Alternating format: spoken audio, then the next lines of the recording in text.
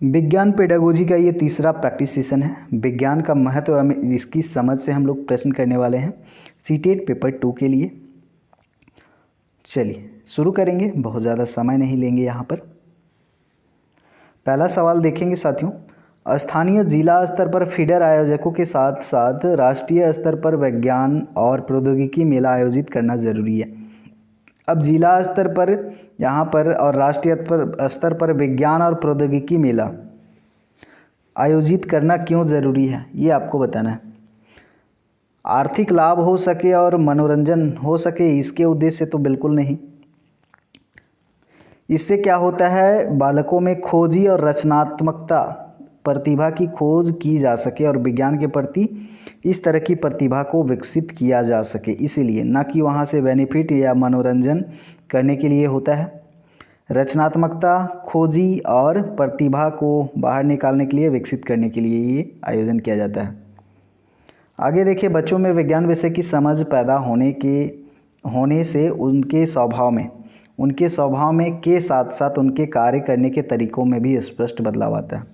किसके साथ साथ? अब विज्ञान विषय में यहाँ पर समझ पैदा हो गया है तो उसके स्वभाव में कैसा दृष्टिकोण आएगा? वैज्ञानिक दृष्टिकोण आएगा। तो यहाँ पर दूसरा ऑप्शन आपका करेक्ट आंसर हो जाएगा। जहाँ तक संभव हो सके मॉड्यूल्स को विज्ञान की पाठ्यपुस्तकों में सम्मिलित करना चाहिए, साथ ही इनका डैश डैश डैश मूल्यांकन भी होना चाहिए।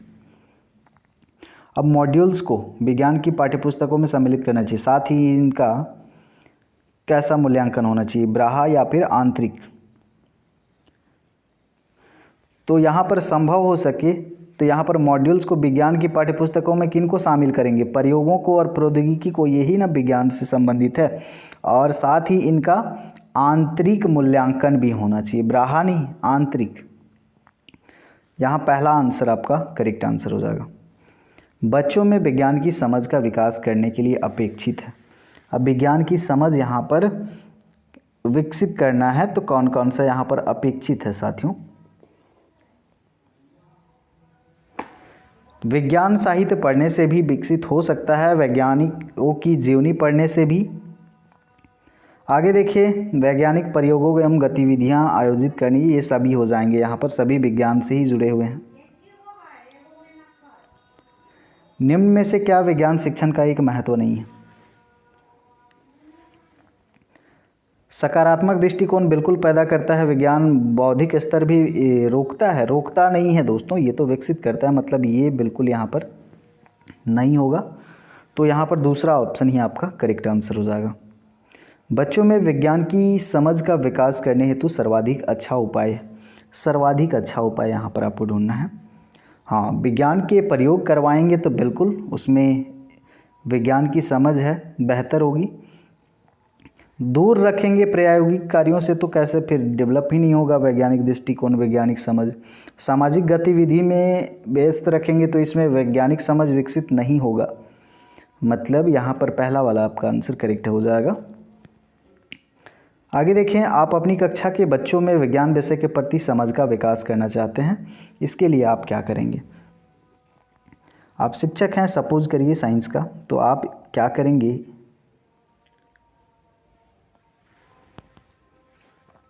वैचारिक संकीर्णता, बिल्कुल संकीर्णता जो है उनके अंदर, उनसे दूर रखेंगे। उनमें वृहद दृष्टिकोण का विकास, बिल्कुल। उनमें सही निर्णय लेने की भावना का विकास करेंगे, बिल्कुल। तीनों चीज़ें आप करेंगे, ये सभी हो जाएगा यहाँ पर करेक्ट आंसर। निम्नलिखित में से विज्ञान शिक्षण का महत्व है। विज्ञान शिक्षण का यहाँ पर महत्व होगा साथियों, विज्ञान बच्चों में अवबोध क्षमता का विकास करना। अवबोध क्षमता यहाँ पर विज्ञान शिक्षण से संबंधित नहीं है। बच्चों में वैज्ञानिक दृष्टिकोण, हाँ वो हो सकता है, दृष्टिकोण विकसित करना, ये तो होगा ही आपका, ये होगा ही, बी वाला तो एकदम कंफर्म यहाँ पर। उसके बाद अवबोध क्षमता का विकास करना, ये भी होगा। अवबोध क्षमता का विकास करना विज्ञान शिक्षण का महत्व है। वैज्ञानिक दृष्टिकोण, साहित्य ये संबंधित नहीं है आपका, तो ये बिल्कुल नहीं होगा, मतलब ए और बी यहाँ पर होगा करेक्ट आंसर।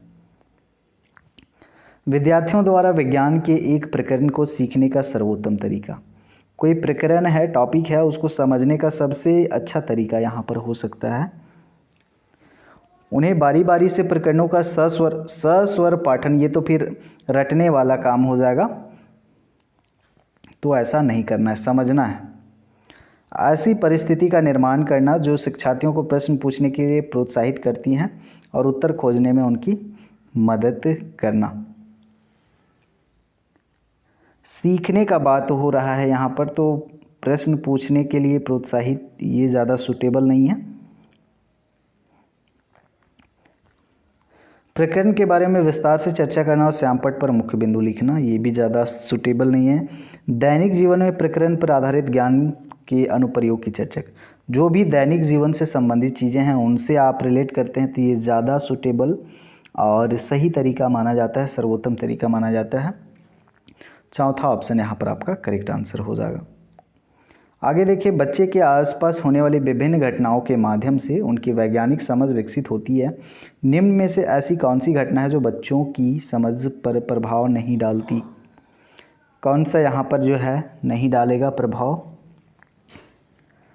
साबुन का पानी में घुल रहा है तो ये बिल्कुल रासायनिक प्रक्रिया है, तो ये विज्ञान की समझ से संबंधित है। बिजली जल रहा है बल्ब, ये भी विज्ञान से संबंधित है। आकाश में उड़ता हवाई जहाज़ विज्ञान से संबंधित है। नीचे ऑप्शन देखिए, दो व्यक्तियों का आपस में झगड़ना, इसमें विज्ञान की समझ किस तरह से होगी? बिल्कुल नहीं होगी, ये फिर सामाजिक स्थिति हो जाएगा आपका।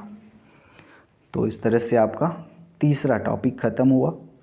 अगला टॉपिक है उपागम और एकीकृत उपागम, तो इसको नेक्स्ट वीडियो में हम लोग देखेंगे। मिलते हैं अगले वीडियो में, धन्यवाद।